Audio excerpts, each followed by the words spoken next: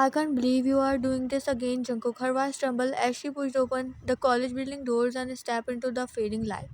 Anger burned in her chest, but beneath it was a storm of heartbreak. She gripped her phone tighter, her heart racing as she headed down the steps, waving through the crowd of laughing students.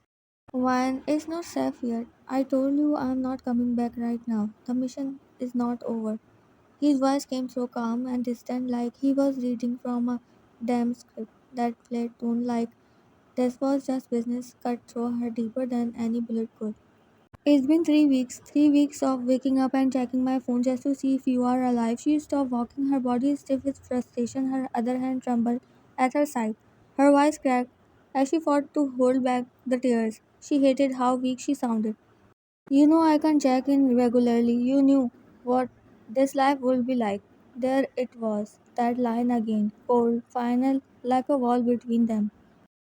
Oh, screw that, Jungkook. Don't you dare act like I didn't know. I knew exactly what I was getting into. But that doesn't mean I don't get to miss you or get scared when I don't hear from you for days. I am your girlfriend, not one of your damn soldiers. Her voice was raising, her chest heaving with each word. People stared, but she didn't care. Van don't. He tried to speak, but she had already made up her mind. Don't bother. She ended the call with shaking fingers, staring at the black screen for a few seconds before finally letting out a frustrated breath. Her throat tightened.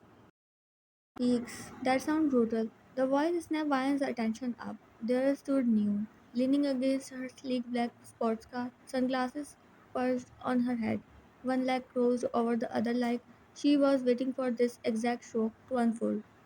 Where were you? I called you and texted you 5 times. She stormed towards her, her frustration now redirected at the only person physically present. Relax, drama queen. I was with my boyfriend. You remember what that's like, right? Her lips curled into a teasing smirk, clearly poking the wound on purpose. You are hilarious. She rolled her eyes and opened the car door with more force than necessary, dropping her bag onto the seat. Must be nice having a boyfriend who is not halfway across the world in a damn gunfight. Her voice cracked again, softer this time and tired.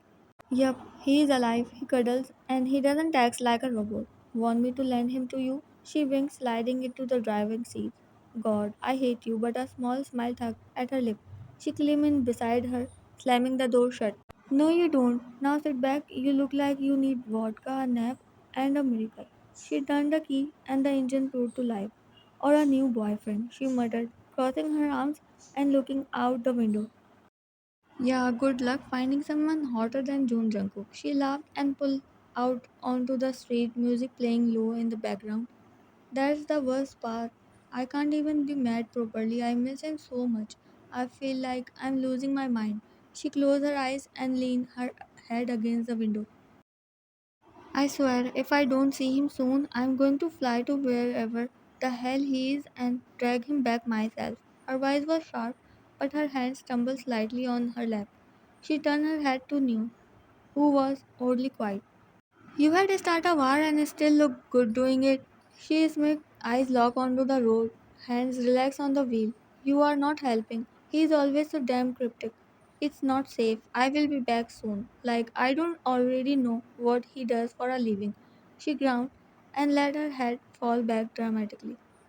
And to make it worse, I can smell him. She sniffed the air again, confusion tightened her brows. No, I'm serious. He sent the spicy leather wood column.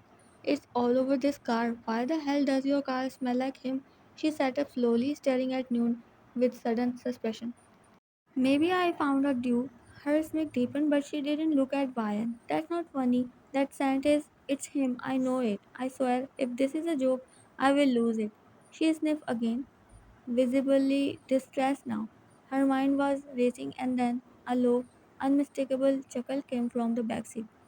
You really do miss me, huh? His voice was velvet and thin, and it wrapped around her like chains. No, no freaking way. She froze completely, her back straight and her eyes wide, her heart slamming against her ribs. Told you you had to smell him before you saw him. She laughed under her breath, watching Vine from the corner of her eyes. I am going insane. Is he here? Her voice was slow, almost a whisper, as she sat there frozen face, refusing to look back. You gonna look at me or keep pretending I'm a ghost? His voice was low, teasing. A smile played on his lips as he leaned forward just a little. I'm going to kill you. She turned slowly, and when she saw him, really saw him, she almost forgot how to breathe. You were talking a lot of trash up there. He raised an eyebrow, eyes locked on hers. I hate you, she said it weakly. No, you don't, babe. He said, and then Vine immediately collapsed forward towards the dashboard, bringing her face in her hands. I am so embarrassed. I am going to throw myself out of this moving car. She ground, slowly lowering her head to the dashboard and banged her head dramatically. At least wait till we are off the highway, she snorted, clearly having the time of her life. Come here. His voice dropped softer now with something that sounded like logging, and without thinking, Ryan twisted in her seat and crawled into the back. The second her body reached him, Jungkook wrapped his arm around her, pulling her into his lap and holding her tightly. I should slap you. Her voice trembled as she pressed her face into his neck. You could kiss me. His lip brushed her temple, his hand smoothing over her back like he had been waiting forever to touch her again. You are such an idiot, but I miss you so much I can't even pretend to be mad anymore. Her fingers curled into his shirt and she melted into him. Alright, lovebirds, get a room. I'm just your driver now, she grinned, adjusting her review mirror. You knew this whole time. She narrowed her eyes at noon, but she didn't pull away from Jungkook. Obviously, who do you think picked him up from the airport, genius? She winked and merged into traffic. I'm not going anywhere, I'm back, baby. And this time I'm staying. He whispered it close to her ear, making her heart stutter. You better, because next time you vanish, I won't wait. I will burn the world down to find you. She looked up at him, fierce and fragile all at once.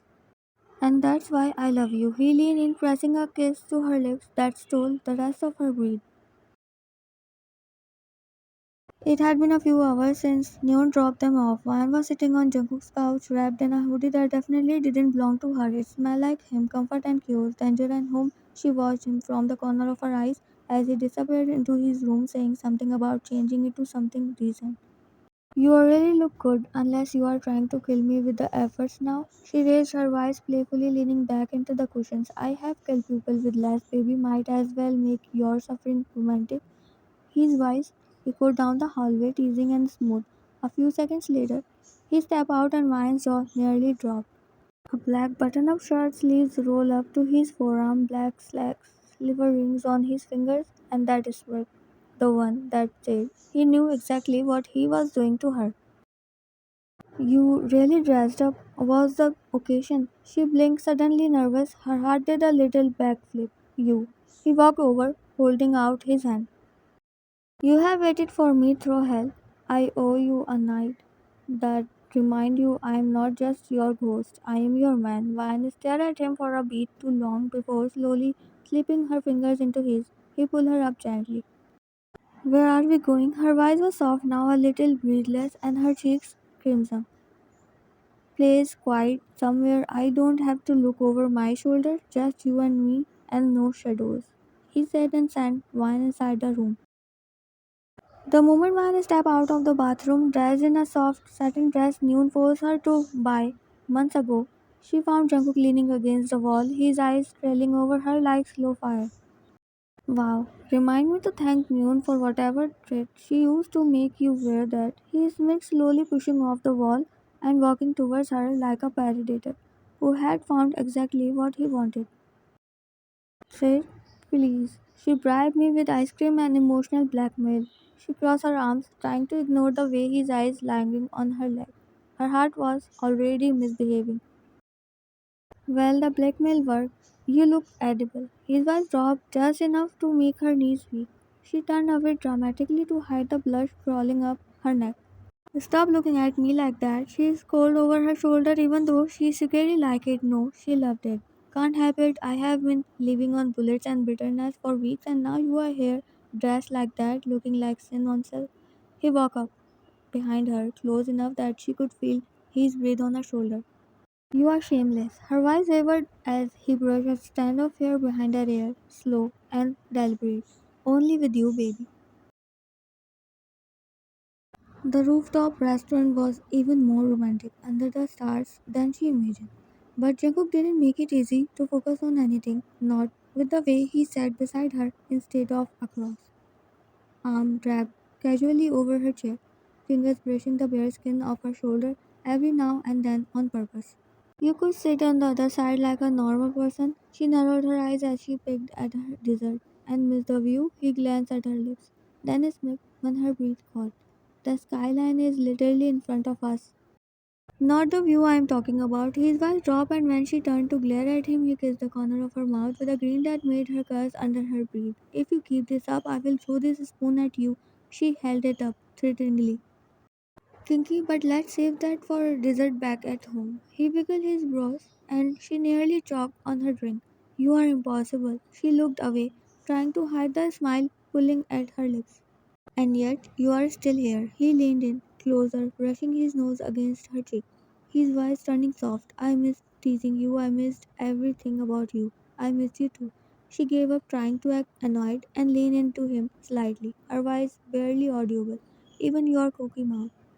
Good, because I plan to use it to annoy, adore, and maybe. His lips grazed her jaw. Absolutely ruin you with sweet nothings. You are such a maniac. She whispered while shaking.